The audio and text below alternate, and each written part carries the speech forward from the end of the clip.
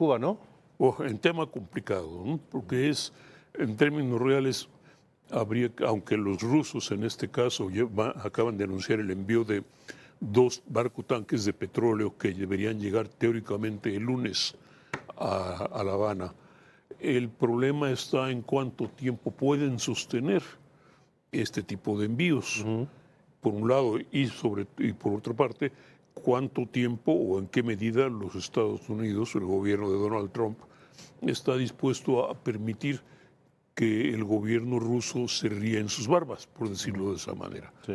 Esto está pasando de ser una cuestión meramente política a ser también una cuestión de desafío personal, que es un tema complicado porque el señor Trump tiene la tesis de que se le debe mucho respeto, porque es el presidente de los Estados Unidos.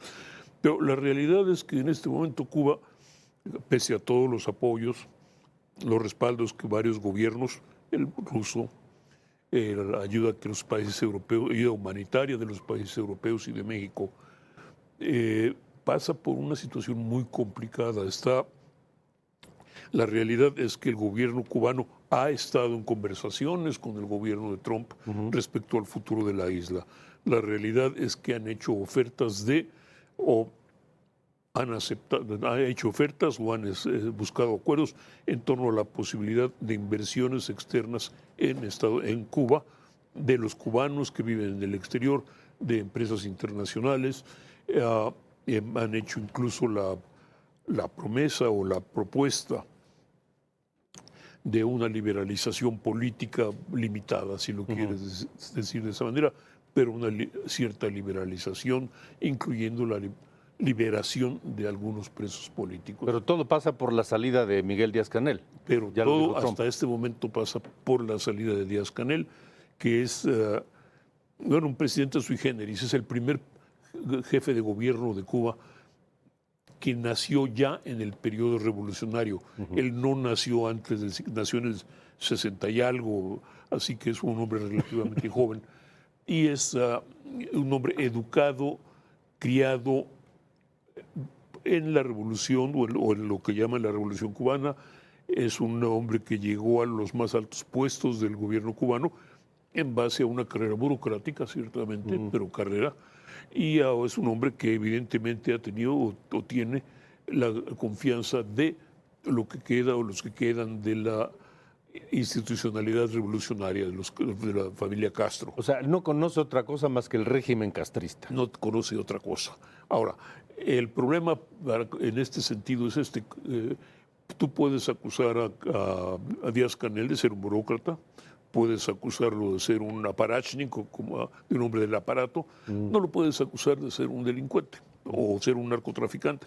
La salida de Díaz-Canel no tendría mayor significado excepto la parte de humillación de que un jefe de gobierno sea expulsado por decisión de otro país, pero el aparato de gobierno sigue siendo el mismo aparato que ahorita gobierna Cuba. Es decir, el cambio sería mínimo en términos reales, excepto el simbolismo de la salida de Díaz-Canel.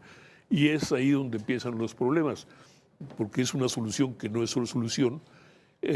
Habría que ver cuánto tiempo, si es que el gobierno Trump está determinado a mantener su bloqueo, cuánto tiempo puede mantenerlo, a qué extremos puede llegar, si quiere mantenerlo, a qué más presiones va a hacer a otros países para tratar de evitar los apoyos a Cuba, o al contrario, cómo piensa salirse de lo que también amenaza ser un problema político-diplomático, en el cual un par de barcos, vamos a decir rusos en este caso, rompan el bloqueo petrolero y entreguen petróleo a Cuba, con lo cual su palabra o su figura de macho alfa, valga la expresión, quedaría bastante resquebrajada. Sí.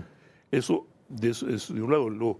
Al margen de eso, pues habría que pensar también cuál sería la situación de los cubano-estadounidenses, que han sido el motor principal del conflicto entre Estados Unidos y Cuba durante los últimos 50 y tantos, 60 años. No van a tomarlo fácilmente. Es un grupo políticamente influyente en Florida, políticamente influyente dentro del Partido Republicano, ya están ofendidos por el tema migratorio. Entonces, es una situación que se complica a Trump, y para Trump el principal argumento es siempre la supervivencia de Trump. Sí. Pues vamos a ver qué pasa. Está interesante el tema. Va. Gracias, Pepe. Gracias.